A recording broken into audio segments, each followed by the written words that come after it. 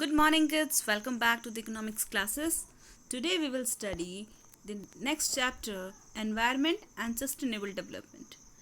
Now, in this chapter, we will understand the different concepts of environment, the problems of environment, pollution, and sustainable development.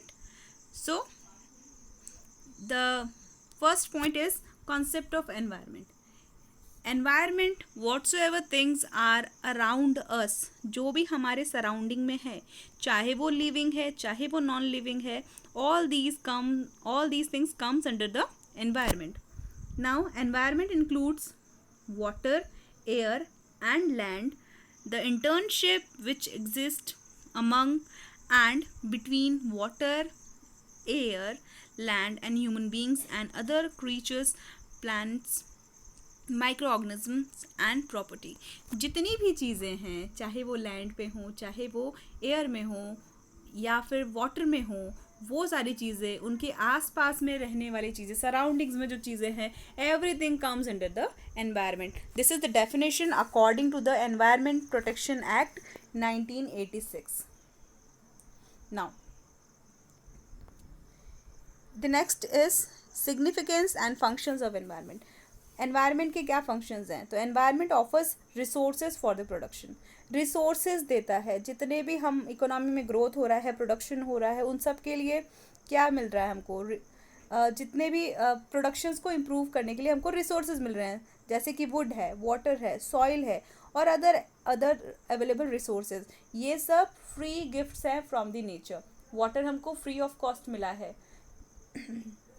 Then the second point is environment sustain life. Environment के कारण ही life है. Sun है, soil, water, air, all these are the essential ingredients for the sustain of the human life. हमारी ज़िंदगी को जीने के लिए जितनी भी ज़रूरत की चीज़ें हैं, वो सब हमको कहाँ से मिलती हैं? नेचर से मिलती हैं. Then environment assimilate waste. हमारे जितने भी प्रोडक्शन है या कंजम्पशन की जितनी भी एक्टिविटीज़ हैं, उनसे जो वेस्ट जनरेट होता है वो सब कहाँ जाता है? गार्बेज है, वो कहाँ जा रहा है? सब कुछ एनवायरनमेंट अब्जॉर्ब कर लेता है.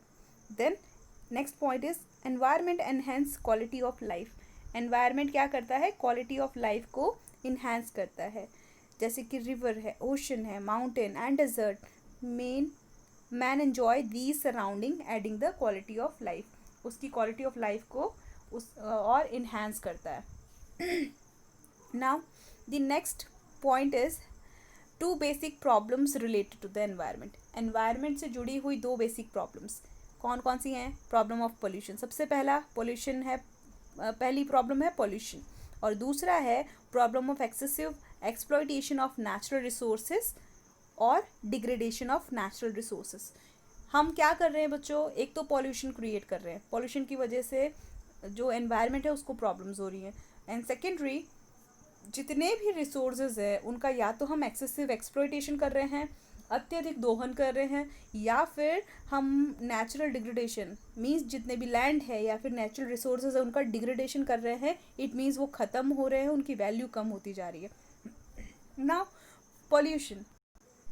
So pollution refer to those activities of production and consumption which challenge the purity of air and water and thereby they pollute the environment.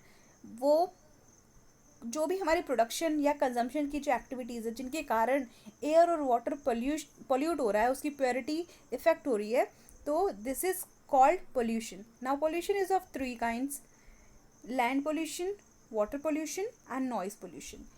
Whatsoever the production has been done, जो भी industries हैं वो क्या करती हैं? Air को pollute कर रही है. उनसे निकलने वाला जो धुआं है वो पोल्यूशन, एयर पोल्यूशन क्रिएट कर रहा है. तो air carries the oxygen which is an essential element of life. Pollution of air implies the pollution of essential element of life. According to the quality, life is a impaired. Now जो भी oxygen है जो air में मौजूद है उसको affect करता है air pollution. Now the causes of air pollution: the smoke, poisonous gases and emissions of the gas by the motor vehicle. जितना व्हीकल्स आप यूज़ कर रहे हैं उसकी वजह से भी सॉरी एयर पोल्यूशन क्रिएट हो रहा है. Now the next one is water pollution. Air, like water, is also an essential element of human life, and its pollution is equally serious.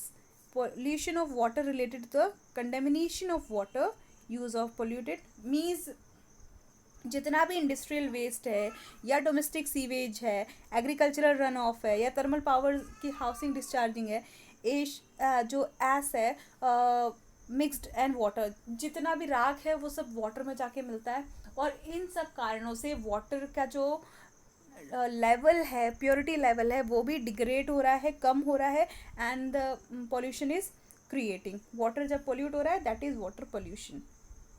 Now next one is noise pollution. Due to the mechanisation, जितनी भी machineries का आप high से high use करोगे तो उनसे create होने वाला नॉइस पोल्यूशन क्रिएट कर रहा है. Noise pollution has recorded an exponential growth because million of the vehicles fitted with means बहुत सारे जो व्हीकल्स हैं उनमें कि लाउड स्पीकर्स, हॉर्न्स, नॉइज लगा हुआ होता है, that created the noise pollution. Now the second point is excessive exploitation of natural resources. जितना ही हम नेचुरल रिसोर्सेज का यूज़ करेंगे उतना ही जो उसकी क्वालिटी है वो डिग्रेड, जो लैंड क्वालिटी है या जो नेचुरल रिसोर्सेज की जो क्वालिटी है वो डिग्रेड होना स्टार्ट हो जाती है, जिसमें कि सबसे पहला जो रीज़न है दैट इज़ डिफॉरेस्टेशन, पेड़ों की कटाई. Then just because of the industrial usages या फिर मल्टीपर्पज़ रिवर प्रोजेक्ट, इन सब कारणों से डिफॉरेस्टेशन अकर हो रहा है. Now degradation of land degradation. Now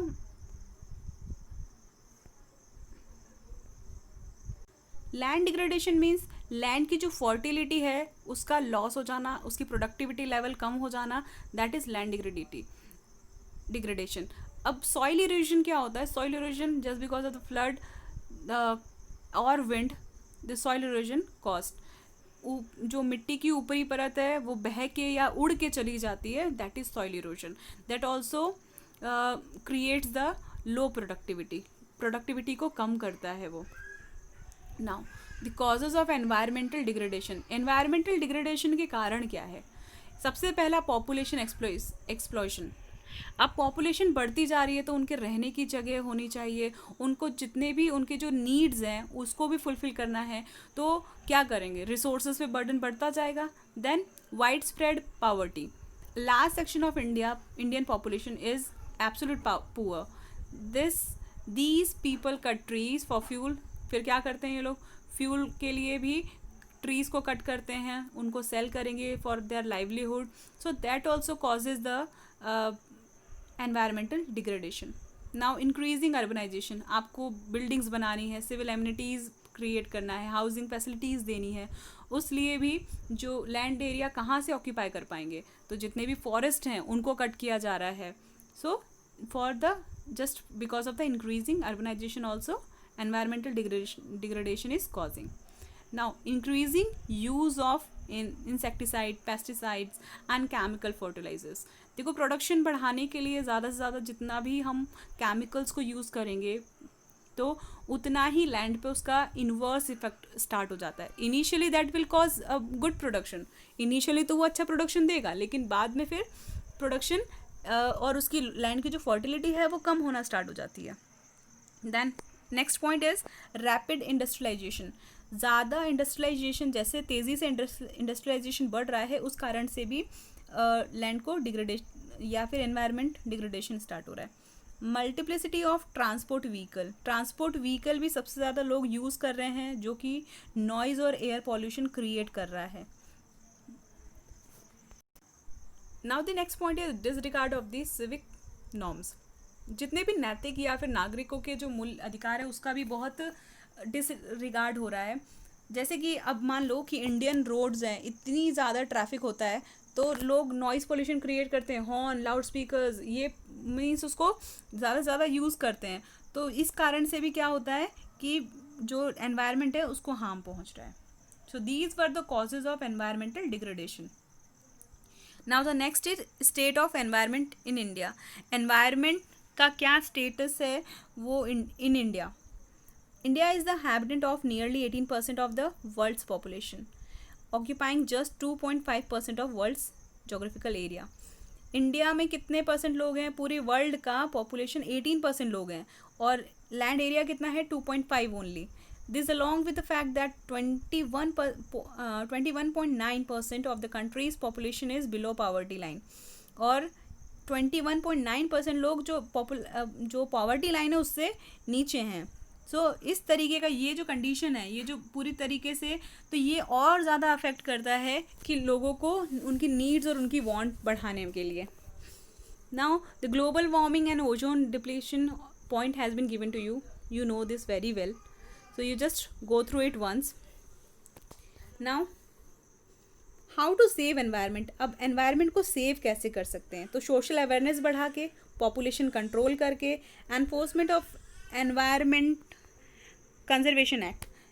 enforcement means लागू करना, ठीक है। तो एनवायरनमेंट कंजर्वेशन एक्ट को लागू कर दिया जाएगा तो उसके बाद से भी काफ़ी quality of environment can be improved. Now afforestation campaign. Afforestation campaign मतलब डिफॉरेस्टेशन का जस्ट अपोजिट, ज़्यादा से ज़्यादा पेड़ लगा के और इस अभियान को चला के हम लोग एनवायरनमेंट को सेव कर सकते हैं। Then the next point is control over the industrial and agriculture population. Industrial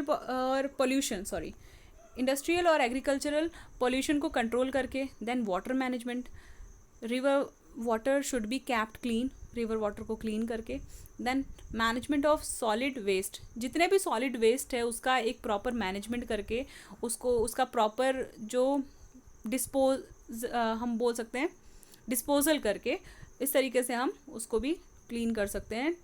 now improvement in housing facilities है उसको इम्प्रूव करके। नाउ हाउ स्लम एरियाज़ में उनको प्रॉपर लिविंग हाउसेस प्रोवाइड करके हम उनको उस हाउसिंग फैसिलिटीज़ को इम्प्रूव कर सकते हैं। Now your next and important point is sustainable development. Sustainable development is the process of economic development which aim at the raising of the quality of life of both present and future generation. देखो, sustainable development मतलब growth तो करनी है लेकिन future generation की जो needs हैं उनको कहीं भी उनके साथ कॉम्प्रोमाइज़ नहीं होना चाहिए। मतलब ऐसा नहीं करना है हमको कि हम ज़्यादा डेवलपमेंट तो कर रहे हैं, वाटर इतना ज़्यादा कंज्यूम कर लें कि आगे आने वाली जनरेशन को पता ही नहीं चले। अगर हम इतना ज़्यादा पेट्रोल यूज़ कर लें अपने डेवलपमेंट के लिए कि आगे आने वाली जनरेशन्स को पेट्रोल क्या था वो पता ही ना चले, वापस उनको बैलगाड़ी पे आना पड़े, तो ऐसा डेवलपमेंट क्या डेवलपमेंट होगा? नहीं। सो sustainable development is a development process है ये, जिसमें कि हम अपनी क्वालिटी ऑफ लाइफ को तो बढ़ाएं, प्रेजेंट की नीड्स को बढ़ाएं, लेकिन फ्यूचर जनरेशन की नीड्स को कॉम्प्रोमाइज़ किए बिना। ना features of sustainable development. Sustainable development के फीचर्स क्या हैं? Sustain rise in a real per capita income and economic welfare. Sustain मतलब एक ग्रोथ होनी चाहिए, निरंतर ग्रोथ होनी चाहिए पर कैपिटा इनकम में और इकोनॉमिक वेलफेयर में। Then rational use of natural resources. Rational use मतलब कि एक प्रपोर्शन होना चाहिए, सही मायने में सही मायने में उसका यूज़ हो ताकि एक्सेसिव उसका एक्सप्लॉयटेशन ना हो। So next point is ability of future generation to fulfil their needs not to be impaired.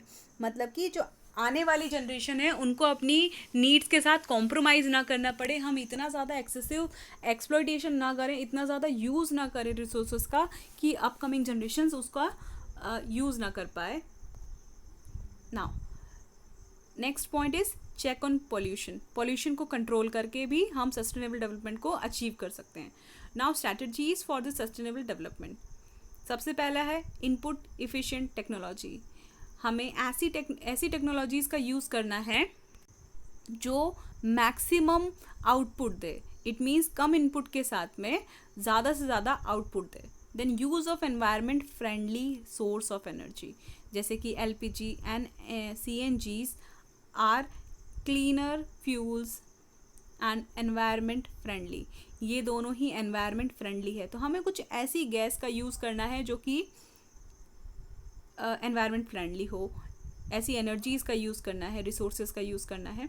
तो देन इंटीग्रेटेड रूरल डेवलपमेंट, साथ ही साथ हमको रूरल डेवलपमेंट भी करना है at higher priorities in the programmes of the state planning. जितनी भी state की प्लानिंग्स हैं, एम्प्लॉयमेंट जनरेशन्स हैं, rural urban migration is checked, so transportation need will be automatically reduce.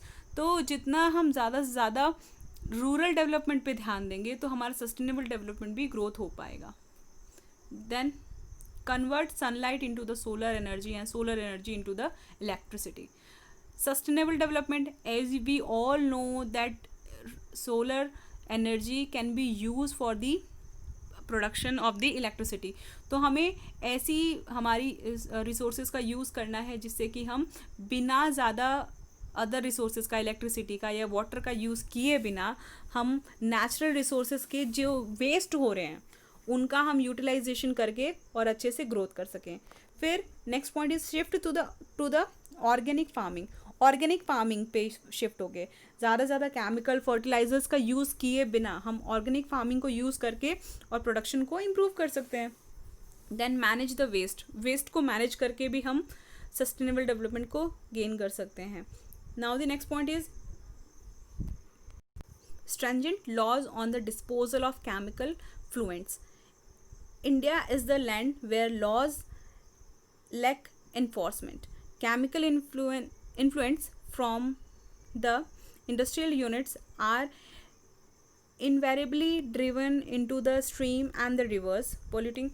It means जितना भी chemical influence है जो कि रिसोर्सेज को या फिर एनवायरनमेंट को जो अफेक्ट करते हैं उसको डायरेक्टली रिवर्स में या स्ट्रीम्स में डाल के या उसको ओपनली मिक्स करके हम क्या कर रहे हैं, जितने भी एक्वेटिक एनिमल्स हैं उनकी लाइफ को एंडेंजर कर रहे हैं, मीन्स उनको खतरे में डाल रहे हैं। तो पोल्यूशन को रिड्यूस करना है, वाटर पोल्यूशन को रिड्यूस करना है, और इस तरीके से हम क्या कर सकते हैं, सस्टेनेबल डेवलपमेंट को गेन कर सकते हैं। Now awareness to the conserve natural assets for intergenerational equality. तो अगर हम लोगों के अंदर अवेयरनेस क्रिएट करेंगे कि नेचुरल एसेट्स को, मीन्स हमारे जितने भी नेचुरल संपत्ति हैं उनको बचाएंगे तो हमको भी उसका गेन मिलने वाला है, तब जाके हम अपनी जनरेशन को इक्वालिटी दे सकते हैं। चिपको मूवमेंट आपको याद होगा, उसका एग्जांपल यहाँ पे दिया है। तो इस तरीके से हम अवेयरनेस स्प्रेड कर सकते हैं। Then next point and last point is public means of transport. हमको ज़्यादा से ज़्यादा पब्लिक मीन्स ऑफ ट्रांसपोर्ट का यूज़ करना है जो कि कंफर्टेबल भी है और इकोनॉमिक भी है। Instead of using private vehicles, instead of using explosive use of like petrol and all diesel vehicles, so that will create the inequality among the society. तो ये सारे रीजंस है, ये सारे मेथड्स है जिसके थ्रू हम लोग क्या कर सकते हैं, सोसाइटी को सेव कर सकते हैं, हमारे रिसोर्सेज को सेव कर सकते हैं। So this is all about the chapter. I hope you understand this. If you are facing any kind of problem you can ask me in the comment section. Thank you so much.